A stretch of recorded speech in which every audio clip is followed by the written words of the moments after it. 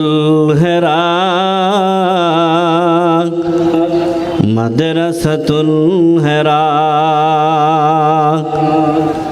মাদ্রাসাতুল হেরা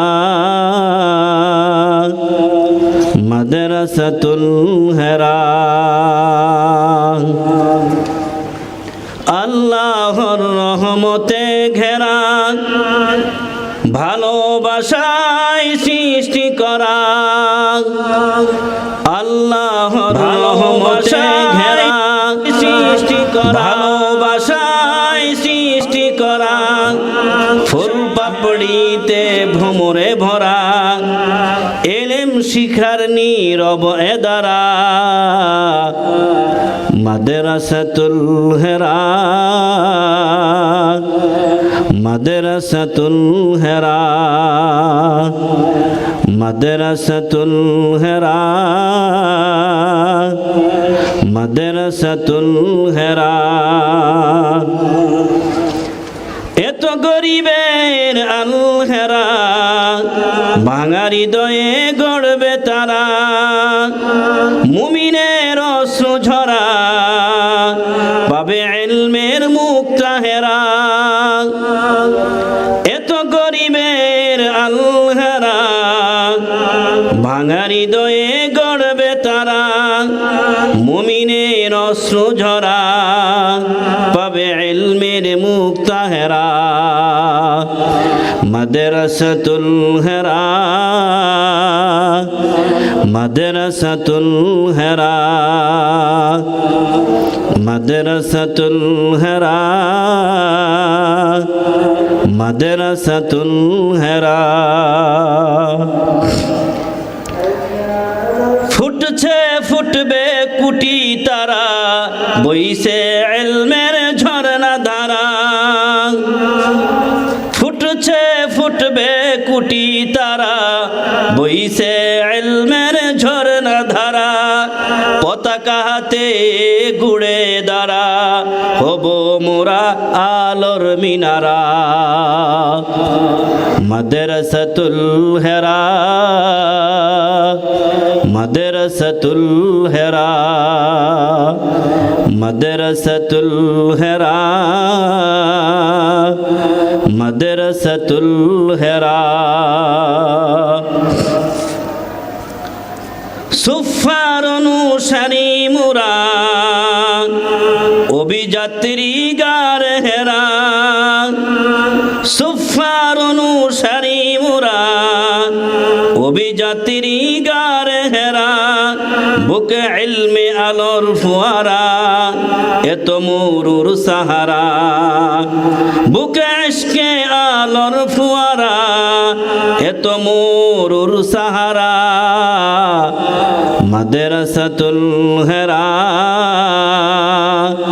মাদ্রাসাতুল হেরা মাদ্রাসাতুল হেরা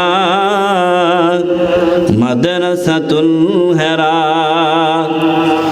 এখানে প্রদীপ ঝলে নতুন ভোরের ইন্তজারে এখানে প্রদীপ ঝলে নতুন ভোরের ইন্তজারে সাহাবীর পথটি দ্বারা স্বপ্ন জয়ের নতুন হেরা মাদ্রাসাতুল হেরা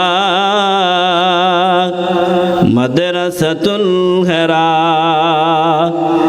মাদ্রাসাতুল হেরা মাদ্রাসাতুল হেরা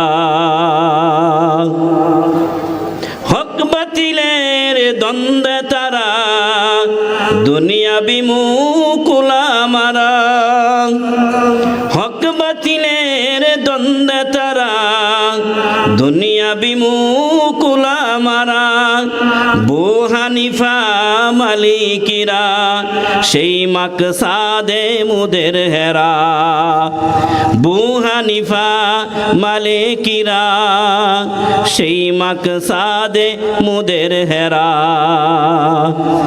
মাদ্রাসাতুল হেরা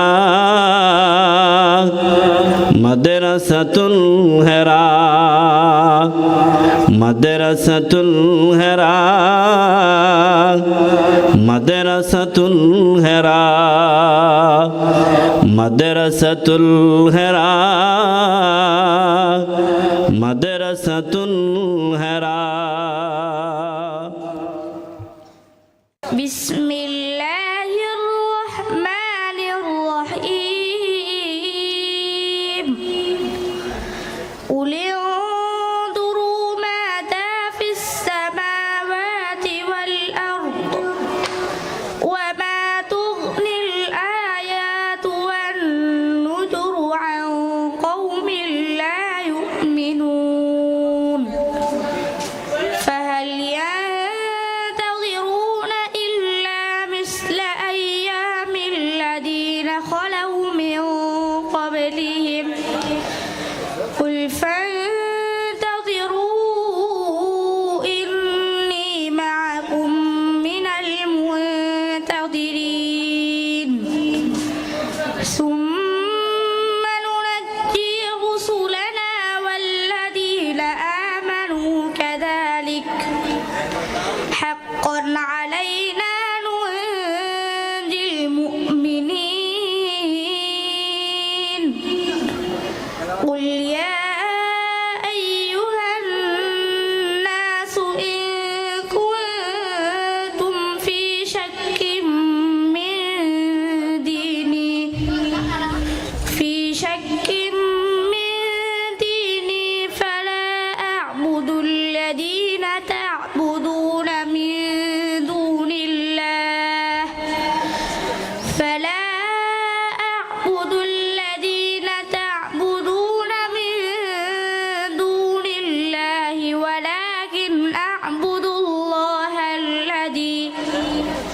ولكن أعبد الله الذي يتوفاكم وأمرت أن أكون من المؤمنين صدق الله العظيم हरदम अल्लाह अल्लाह कर नूर से अपना सीना भर हरदम अल्लाह अल्लाह कर नूर से अपना सीना भर जिए तो उसका हो कर जी मरे तो उसका हो कर मर अल्लाह अल्लाह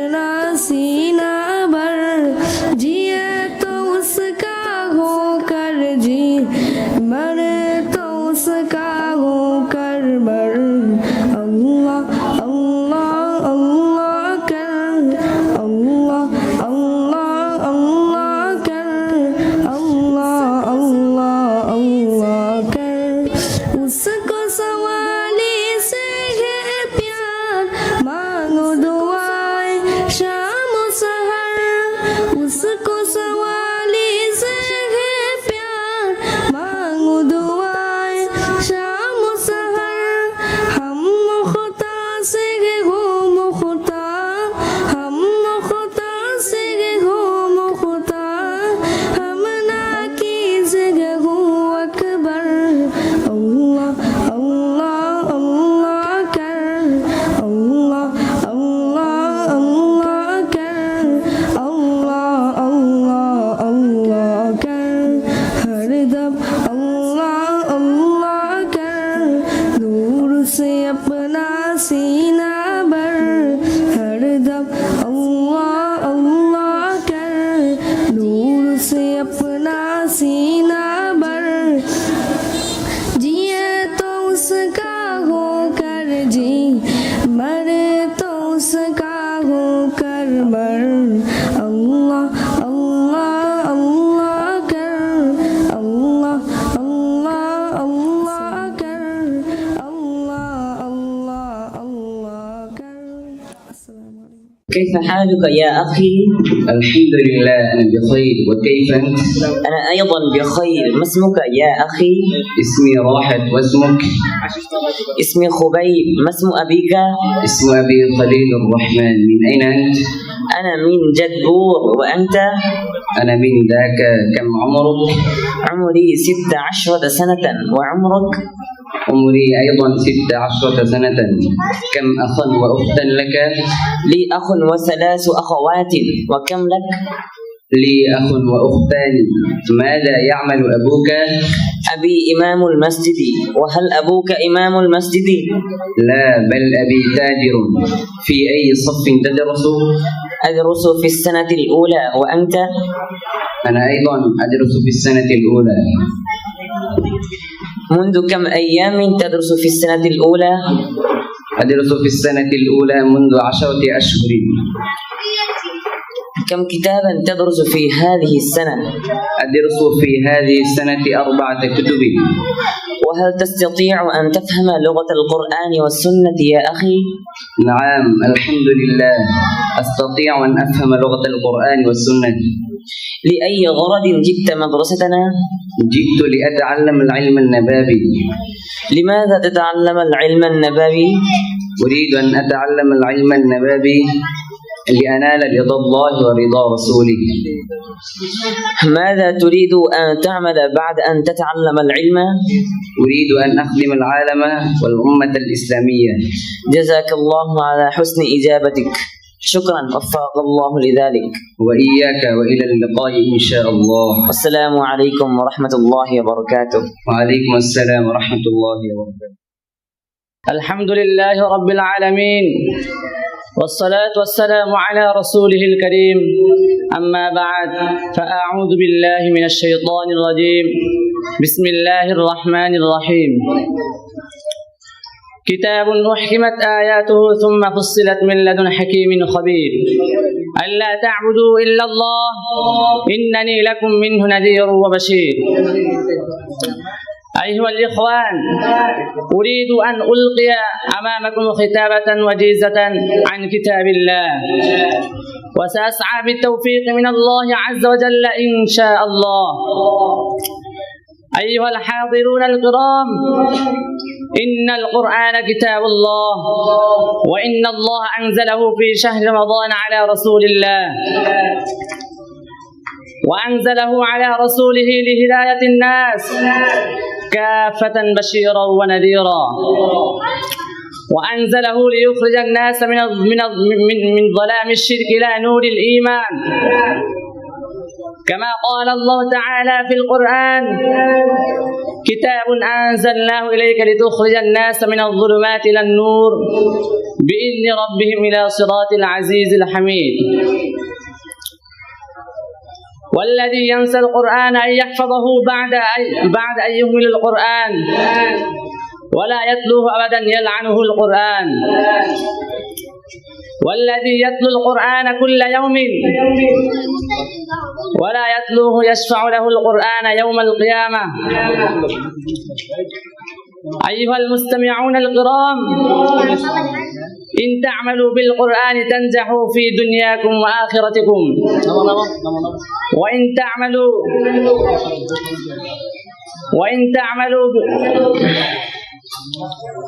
تعملوا بالقرآن لا تستطيعوا أن تنجحوا فيها أبدا، كما قال الله تعالى في القرآن الكريم: إن هذا القرآن يهدي للتي هي أقوم ويبشر المؤمنين الذين يعملون الصالحات أن لهم أجرا كبيرا. وإن تلاوة القرآن عبادة يومية، وفي تلاوة القرآن لذة عجيبة وفضيلة كثيرة.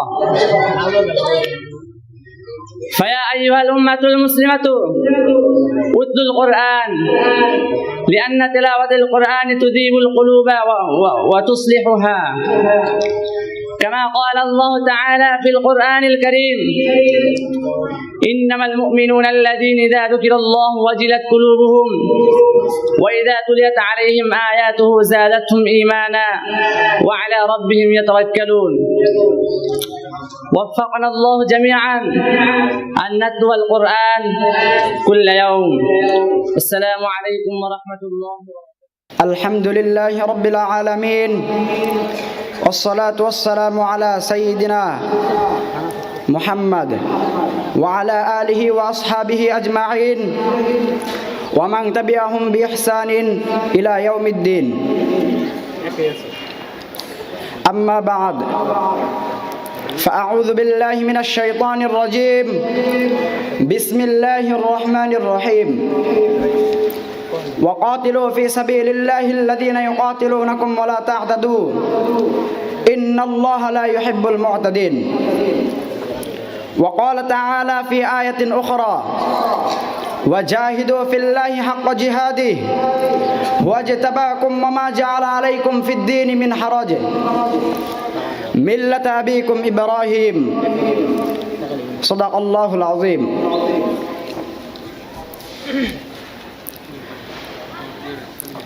أيها الحاضرون الكرام، أريد أن ألقى أمامكم خطبة وجيزة عن الجهاد في سبيل الله. إننا نعلم أن الله تعالى فرض علينا الجهاد، فقال في القرآن: وقاتلوا في سبيل الله كما يقاتلونكم. فيجب علينا أن نجاهد في سبيل الله، لأن في الجهاد في سبيل الله خيرا كثيرا، وبالجهاد في سبيل الله سنستطيع أن نعيد إلى الأمة الإسلامية سيادتها وسعادتها. فيا أيها الإخوان، ربكم يطلب منكم أن تريق دماء صدوركم في سبيل الله، فيستطيع المجاهد أن يكتب لأمته تاريخا جديدا. ويجب علينا أن نجاهد في سبيل الله ونقتل أعداء الله ورسوله وأعداء الإسلام. فأما الذي يجاهد في سبيل الله لوجه الله فيعطيه الله أجرا عظيما، وعندما يجاهد المجاهد في سبيل الله تنزل سكينة الله عليهم. فيا أيها الإخوان، احملوا أسلحتكم واخرجوا إلى الجهاد في سبيل الله، واطردوا الأعداء من أرض الإسلام، وقتلوا أعداء الله واضربوا رقابهم بسيوفكم. افتحوا البلاد وانقذوا العباد، ونشروا الإسلام في العالم. أيها الحاضرون الكرام، العالم يجاهد في سبيل الله كما يجاهد المجاهد بسيفه. العالم يصلح المجتمع بكتابته، وحبر قلم العالم الصالح أغلى من دماء الشاهدين. فلا أريد أن أطيل عليكم كلامي، وفقنا الله جميعا أن نجاهد في سبيل الله، وما علينا إلا البلاغ. السلام عليكم ورحمة الله. السلام عليكم ورحمة الله। ওয়ালাইকুম আসসালাম ওয়া রাহমাতুল্লাহ। আপনি কোন মাদ্রাসায় পড়ছেন? আমি আমি মাদ্রাসাতুল হেরা টাঙ্গাইলে পড়তেছি। আপনি কোন মাদ্রাসায় পড়ছেন? জি, আমিও মাদ্রাসাতুল হেরা টাঙ্গাইলে পড়ছি। আপনি কোন শ্রেণীতে পড়ছেন? আমি তৃতীয় শ্রেণীতে পড়ছি। আপনি কোন শ্রেণীতে পড়ছেন? জি, আমিও তৃতীয় শ্রেণীতে পড়ছি। আমরা কিছু রমজানের মাসালা নিয়ে আলোচনা করতে চাই। ঠিক আছে, আপনি বলুন, রোজা কাকে বলে? সুবহে সাদেক থেকে সূর্যাস্ত পর্যন্ত পানাহার ও যৌন চাহিদা পূরণ থেকে বিরত থাকার নাম রোজা। রোজার মাধ্যমে কি অর্জন হয়? রোজার মাধ্যমে তাকওয়া অর্জন হয়। রোজা ইসলামের কততম রুকুন? রোজা ইসলামের তৃতীয় রুকন। রোজার মধ্যে কি অর্জন হয়? কাফারা রোজা কয়টি? কাফারা রোজা 60টি। কাজা রোজা কাকে বলে? যাদের উপর রোজা ফরজ তাদের মধ্যে যে ব্যক্তি শরীয়ত সাম্প্রতিক কারণে রোজা পালন করতে পারে না তাকে রমজানের পরবর্তী সময়ে রোজা রাখতে হবে। এই রোজাকে বলা হয় রমজানের কাজা রোজা। সেহরি কাকে বলে? রোজা পালনের উদ্দেশ্যে প্রতিদিন সেই রাতে খানা খাওয়াকে সেহরি বলে। রোজার নিয়তটি বাংলায় বলো। হে আল্লাহ, আমি আগামীকাল রমজানের ফরজ রোজার নিয়ত করছি, আপনি কবুল করুন। নিশ্চয় আপনি সর্বশ্রোতা সর্বজ্ঞাত। রোজা কত প্রকার ও কি কি? রোজা 5 প্রকার: ফরজ, ওয়াজিব, সুন্নত, মুস্তাহাব, মাকরুহ। কোন কোন দিন রোজা রাখা হারাম? 2 ঈদের দিন রোজা রাখা হারাম। যে সব কারণে রোজা মাকরুহ হয় তা বলো। বিনা কারণে কোনো দিনের মুখে দিয়ে চিবানো, রোজার কষ্ট ক্লান্তি প্রকাশ করা, দাঁত মাজন, কয়লা, টুথপেস্ট বা টুথ পাউডার ব্যবহার করা, থুতু জমা করে গিলে ফেলা, বিনা কারণে বারবার কুলি করা, পুরো দিন নাপাক থাকা, শরীর ঠান্ডা করার উদ্দেশ্যে বারবার গোসল করা বা ভিজা কাপড় শরীরে জড়িয়ে রাখা। কার উপর রোজা রাখা ফরজ? প্রাপ্তবয়স্ক সকল মুমিনদের উপর রোজা রাখা ফরজ। কাজা রোজা সম্পর্কিত কোরআনের আয়াতটি বলো। ফামান কানা মারিদান আও আলা সাফারিন ফাইদ্দাতুম মিন আইয়ামিন উখর। তারাবির নামাজ কখন আদায় করতে হয়? তারাবির নামাজ ঈশার নামাজের পর আদায় করতে হয়। সালাতুত তারাবি কত রাকাত? সালাতুত তারাবি 20 রাকাত। ইফতারের দোয়াটি বলো। আল্লাহুম্মা লাকা সুমতু রিজকিকা আফতারতু। রোজার সুন্নাত কয়টি ও কি কি? রোজার জন্য 5টি: সেহরি খাওয়া, ইফতার করা, তারাবির নামাজ আদায় করা, কুরআনুল কারীম তেলাওয়াত করা, ইতিকাফ করা। মাশাআল্লাহ, আমি আমার সব প্রশ্নের উত্তর পেয়েছি। জাযাকুমুল্লাহ। আসসালামু আলাইকুম ওয়া রাহমাতুল্লাহ। ওয়া আলাইকুম আসসালাম ওয়া রাহমাতুল্লাহ। বিপ্লব মানে জীবন দেওয়া, বসে থাকা নয়, সে কোনোদিন আসবে না রে, করো যদি ভয়। বিপ্লব মানে জীবন দেওয়া, বসে থাকা নয়, সে কোনোদিন আসবে না রে, করো যদি ভয়।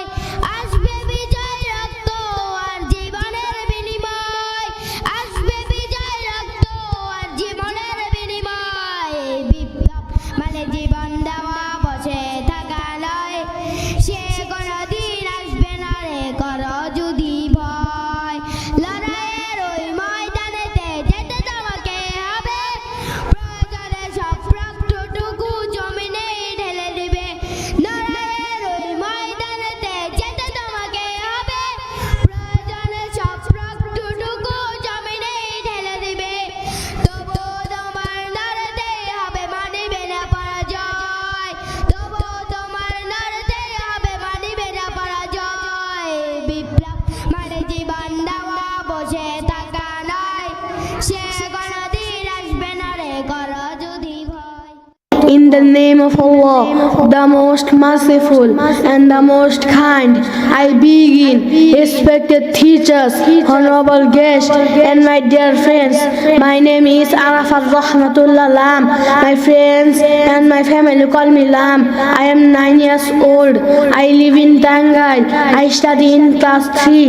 I am a student of Madrasatul Hera Tangail.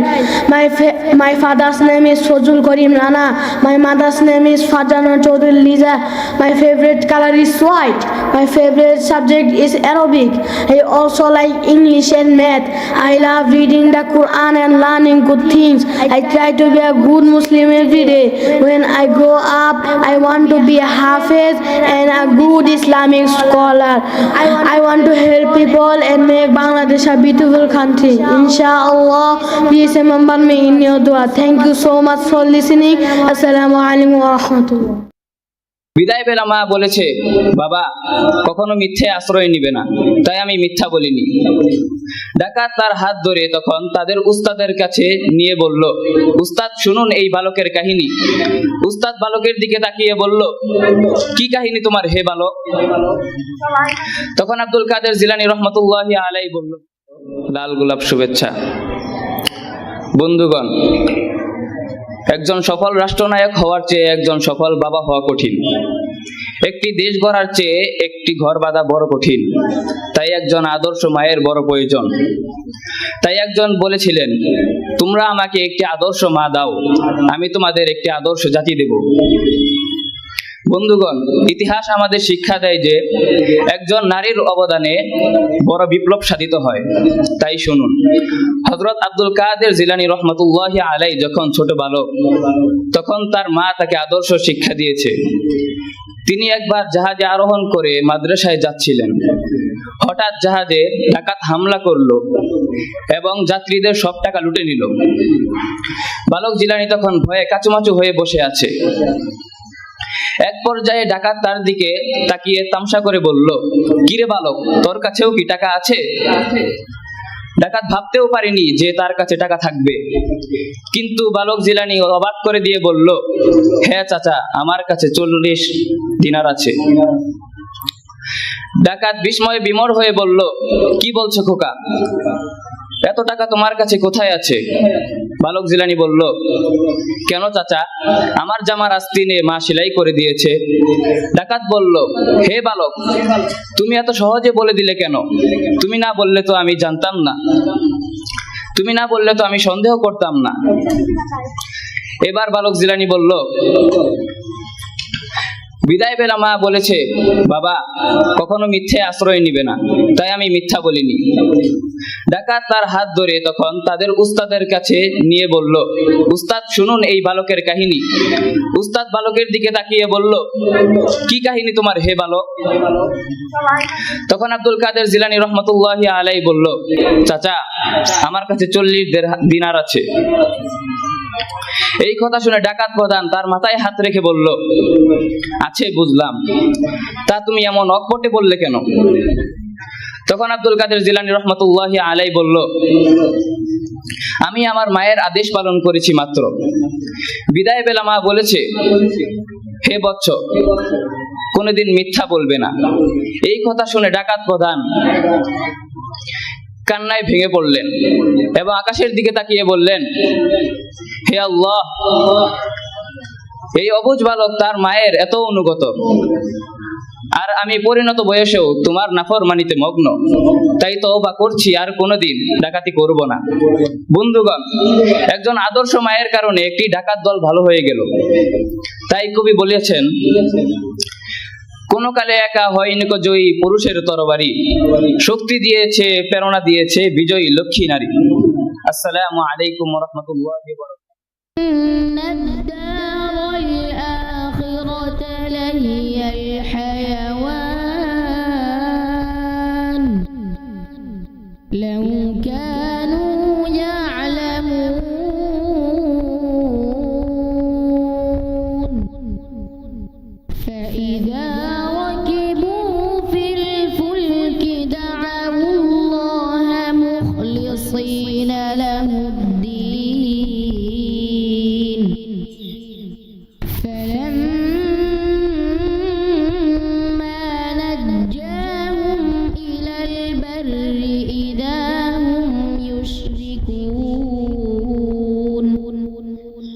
ليكفروا بما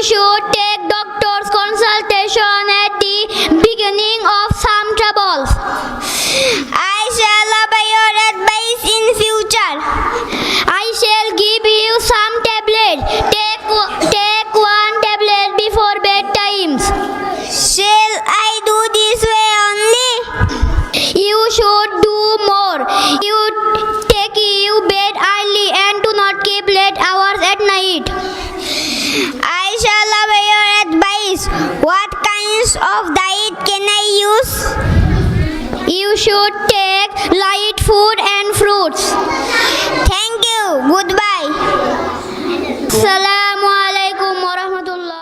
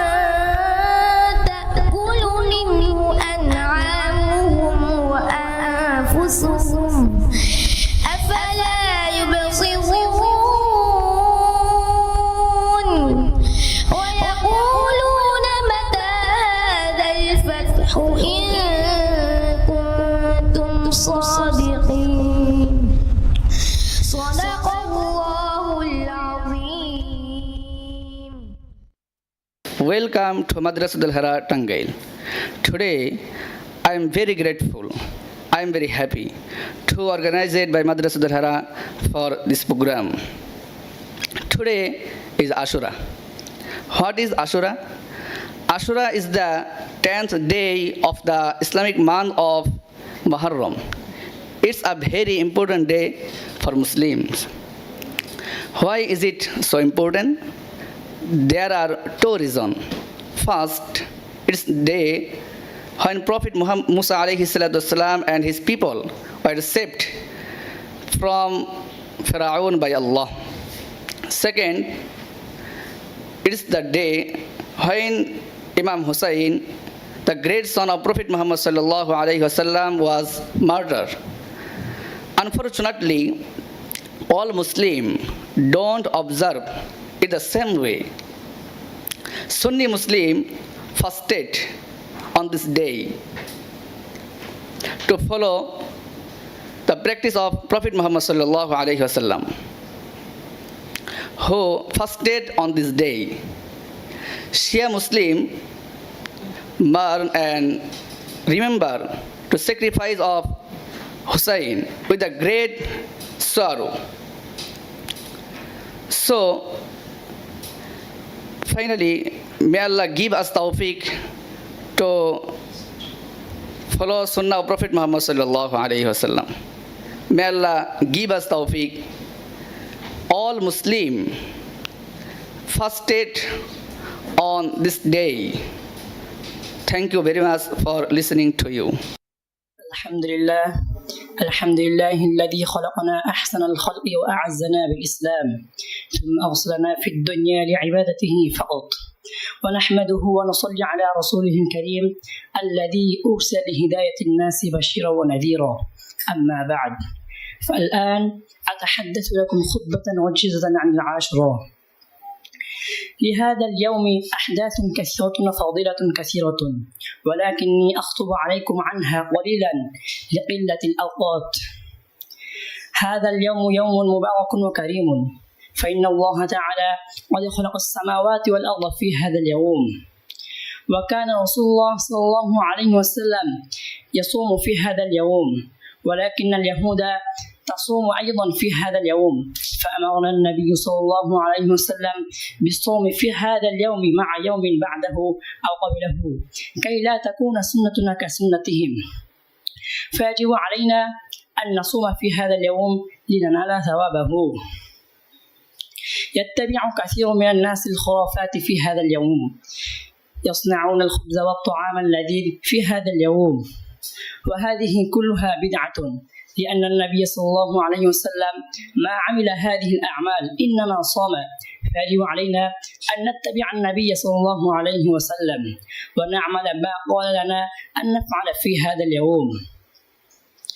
فيجب علينا أن نتبع ما قال لنا أن نفعل في هذا اليوم، وإلا نفعل كما فعل النبي صلى الله عليه وسلم سنكون جميعا مذنبين. وفقنا الله جميعا أن نصوم في هذا اليوم ونبتعد عن خرافاته. فلا أطيل عليكم كلامي، وآخر دعوانا أن الحمد لله رب العالمين، والسلام عليكم ورحمة الله وبركاته. हम नग़्माए कुरआनी दुनिया को सुना देंगे, हर क़ल्ब में चाहत की एक आग लगा देंगे। हम नग़्माए कुरआनी दुनिया को सुना देंगे, हर क़ल्ब में चाहत की एक आग लगा देंगे। क्या हुस्न कुरानी है हम सबको बता देंगे, क्या हुस्न कुरानी है हम सबको बता देंगे। हर फर्द को इसका हम दीवाना बना देंगे, हर फर्द को इसका हम दीवाना बना देंगे। हम नग़्माए कुरआनी दुनिया को सुना देंगे,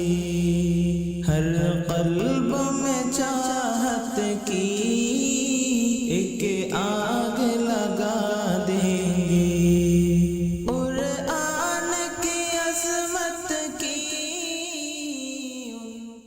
واليهود والنصارى يقتلون المسلمين رجالهم ونساءهم وأولادهم وأطفالهم بغير نفس أو فساد آله وأصحابه أجمعين ومن تبعهم بإحسان إلى يوم الدين أما بعد فأعوذ بالله من الشيطان الرجيم بسم الله الرحمن الرحيم وأعدوا لهم ما استطعتم من قوة ومن رباط الخير ترهبون به عدو الله وعدوكم وقال الله تعالى في آية أخرى محمد رسول الله والذين معه أشداء على الكفار رحماء بينهم وقال تعالى في آية أخرى فإذا لقيتم الذين كفروا فضرب الرقاب حتى إذا أثخنتموهم فشدوا الوثاق وقال رسول الله صلى الله عليه وسلم الجهاد باق إلى يوم القيامة أو كما قال عليه الصلاة والسلام أيها المستمعون الكرام سألقي إليكم خطبة وجيزة حول موضوع قوة الإسلام وشجاعته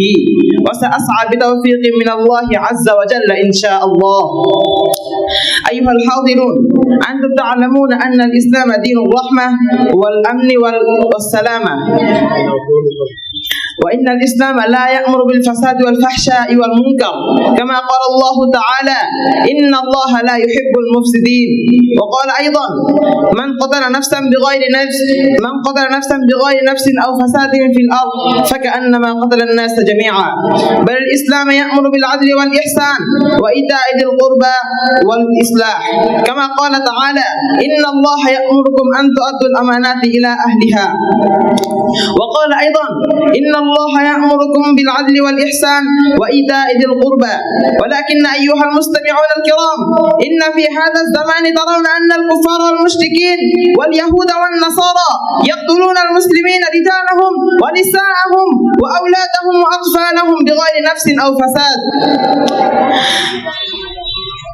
وإن الأمة المسلمة يقعدون ويلعبون ويتركون الجهاد بل ينسون كل النسيان وإن الإسلام دين القوة والشجاعة ودين الأمن والأمانة ويا أيها الأمة الإسلامية استيقظوا من نومكم وخذوا سيوفكم واخرجوا من بيتكم إلى ميدان الجهاد واقتلوا كما قتلوكم فاضربوا فوق الأعناق واضربوا منهم كل بنان وابدأوا بقول الله وما رميت إذ رميت ولكن الله رمى وفقنا الله تعالى وآخر دعوانا أن الحمد لله رب العالمين والسلام عليكم ورحمة الله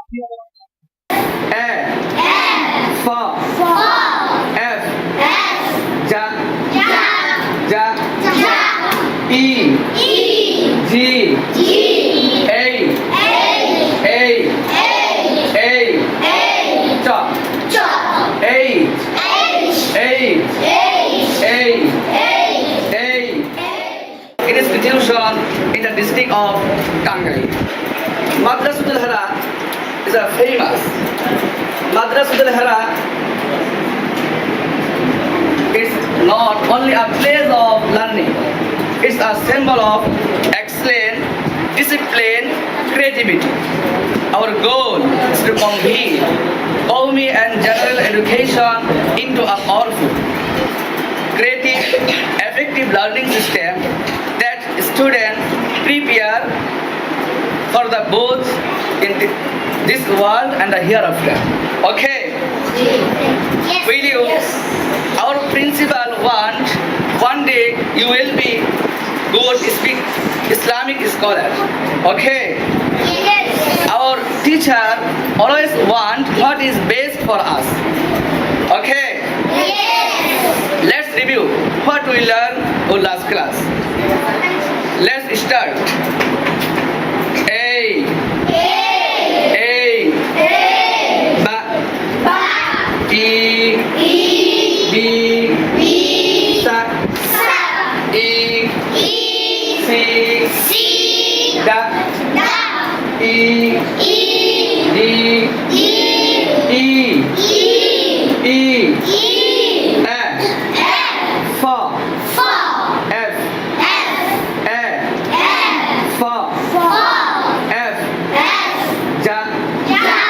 Ja.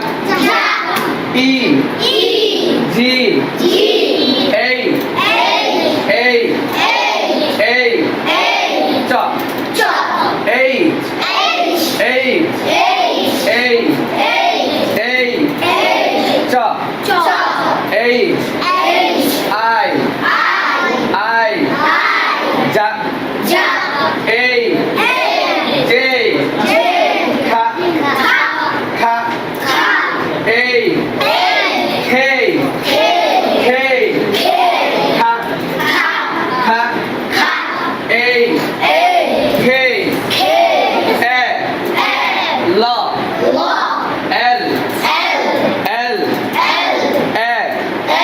La. L. A. Ma. M. A. No. N. O. Pa. E.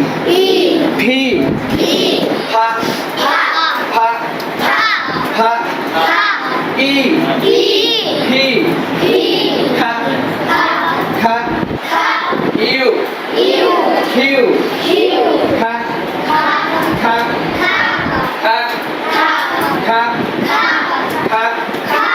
U.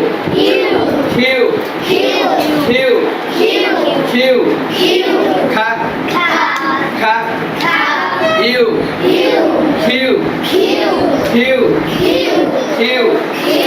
U. Q. U. V. Va. E. V. Va. E. V. W. Da. A. Ba. La. U. W. Da. A. Ba. La. U.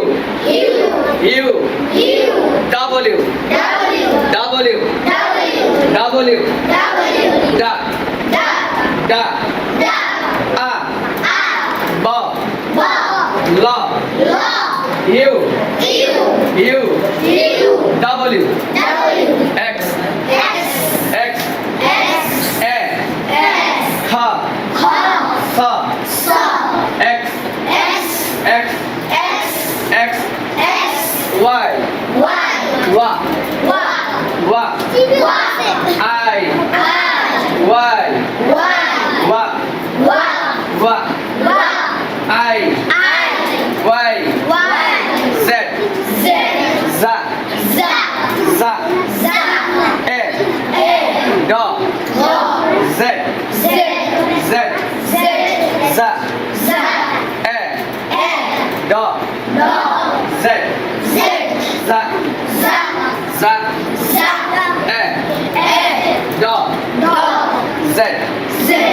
Za. A. Da. Z. W. Da. A. Ba. La. Ya. U. W.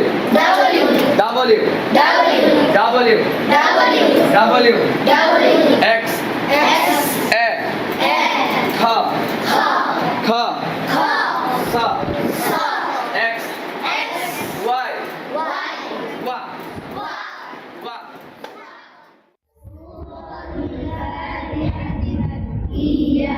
أعوذ بالله من الشيطان الرجيم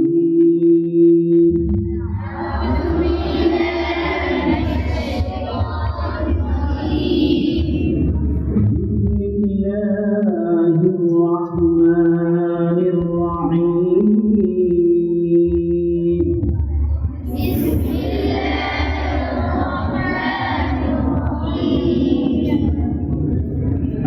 الحمد لله رب العالمين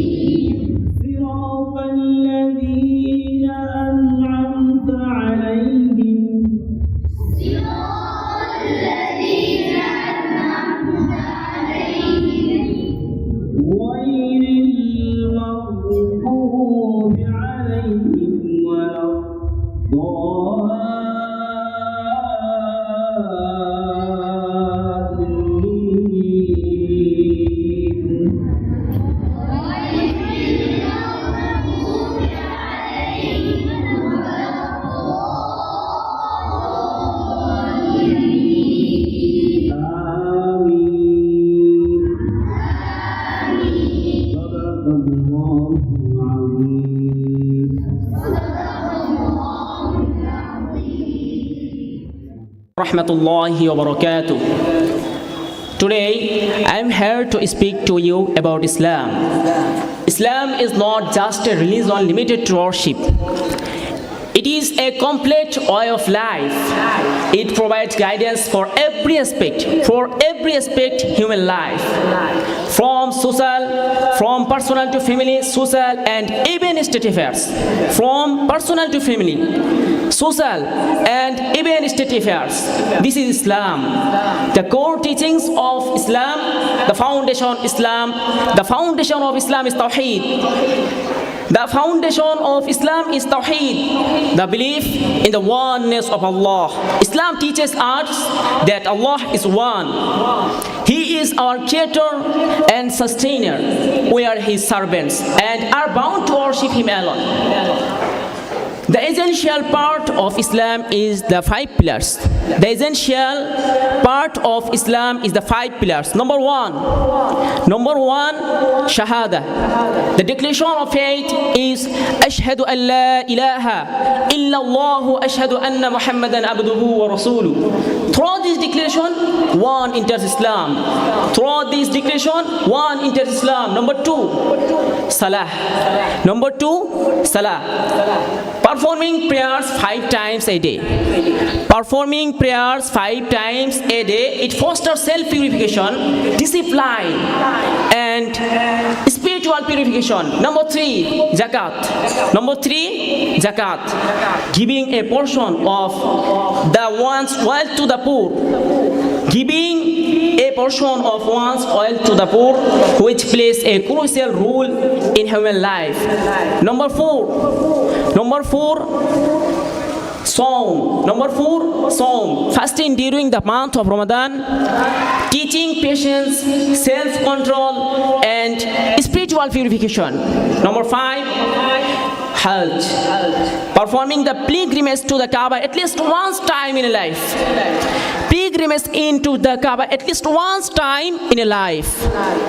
It financially and physically capable. The moral teaching of Islam emphasizes justice, honesty, kindness, compassion, and respect for others. Islam emphasizes justice, honesty, kindness, compassion, and respect for others. Islam is a religion of peace. This is Islam. The word very Islam means peace. This is Islam. Islam means peace. It calls upon people to eliminate conflicts, hatred, and hostility, and to establish harmony. Dear audience, Islam is not just a religion. But a divine for all humanity. Our responsibility